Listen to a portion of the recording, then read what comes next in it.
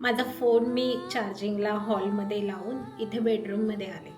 म्हटलं फोन 15 मिनटं चार्ज होतं आहे, तर तोपर्यंत 15 मिनटं इकडची तिकडची कामं करूयात. आणि इकडची तिकडची कामं जी राहिली होती माझी घरातली ती मी पटकन आवरून घेतली आणि म्हटलं की फोन चार्जिंगला लावलेला आहे तो आता काढून घेऊयात आणि रील्स शूट करूयात. तर मी फोन आणायला गेले तर बॅटरी 17% होती, जी अगोदर पण 70%च होती.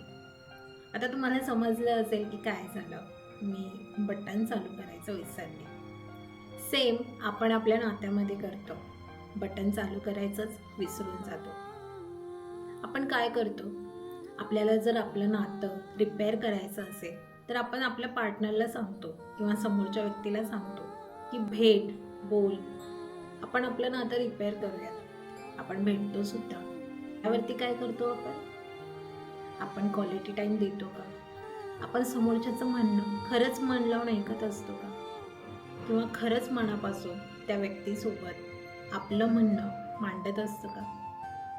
आपण मोबाईलमध्ये बघतो, इकडच्या तिकडच्या गप्पा गोष्टी करतो, वरवरचं बोलतो, पण ते नातं अजूनही 17%वरच असतं. अशा कित्येक भेटी होतात, फोन कॉल्स होतात, एकमेकांना आपण वेळ देतो, पण नातं हे नेहमी 17%वरतीच असतं.